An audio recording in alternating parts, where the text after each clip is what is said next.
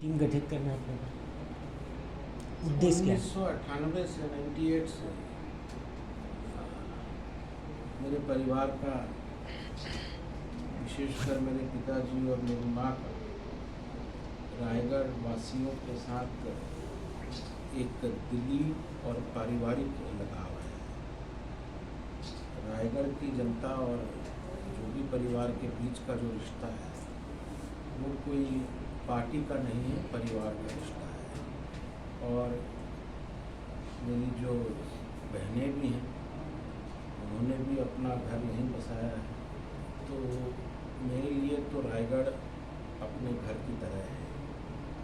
जब भी मैं यहाँ आता हूँ, मेरे पिताजी के स्वर्गवास के बाद पहली बार रायगढ़ लौटा हूँ, रायगढ़ आया हूँ और हमेशा की तरह रायगढ़ के लोगों ने जो प्यार दिया है, आशीर्वाद दिया है, और उससे मैं अभिभूत हूँ। प्रदेश में चर्चा है कि आप लोग कांग्रेस में शामिल होने चाह रहे हैं पार्टी से। ये पूरी तरह से गलत है।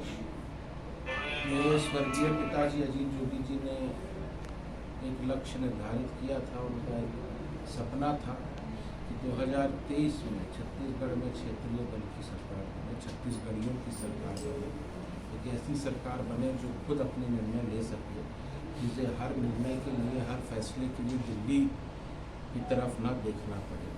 इस उद्देश्य से उन्होंने एक क्षेत्रीय दल का गठन किया था और बहुत कम समय में, 2 महीने का ही मात्र हमको समय मिला सिंबल मिलने के बाद, बहुत कम समय में, कम संसाधनों में 14% वोट प्रतिशत मेरे पिताजी के बनाई पार्टी को मिला। हमारे गठबंधन के साथ विधायक निर्वाचित हुए। 2 महीने के लिए मैं ये समझता हूँ कि एक अभूतपूर्व उपलब्धि है। छत्तीसगढ़ और अखंड मध्य प्रदेश के इतिहास को अगर देखा जाए तो पहली बार किसी क्षेत्रीय दल को मान्यता मिली है। एक बहुत मजबूत नींव बना के छोड़ के मेरे पिताजी गए हैं, और मेरे लिए इस पार्टी को सरकार में लाना, उनकी इस पार्टी की छत्तीसगढ़ियों की सरकार बनाना केवल राजनीति का प्रश्न नहीं है, मेरे लिए ये पुत्र धर्म भी है।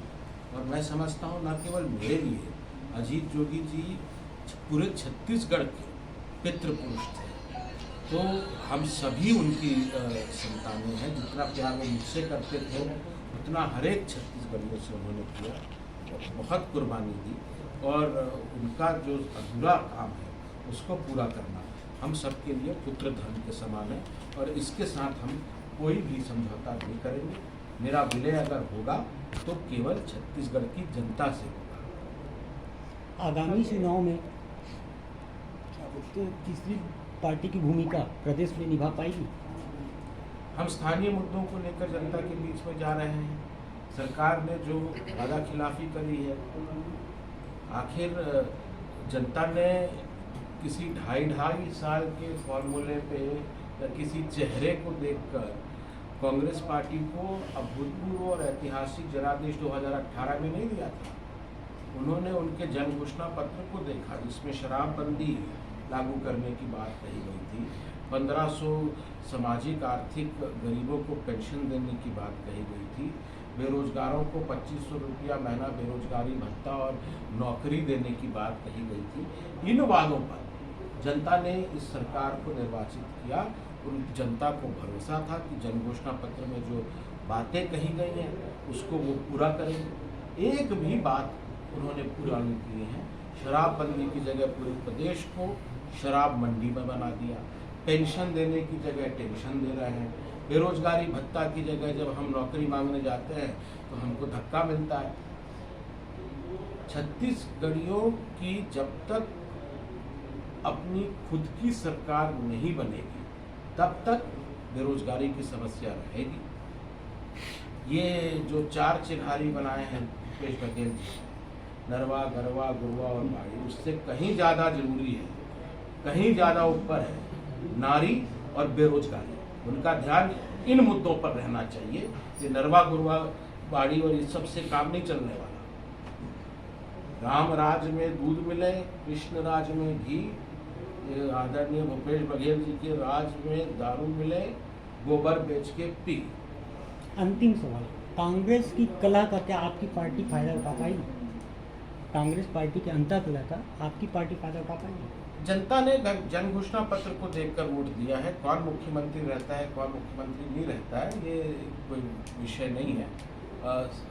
कांग्रेस पार्टी को चाहिए, सरकार को चाहिए कि निष्ठा और ईमानदारी के साथ जन घोषणा पत्र में जो जनता के साथ वादे किए थे उसको पूरा करें और तत्काल पूरा करें। ठीक, थैंक यू।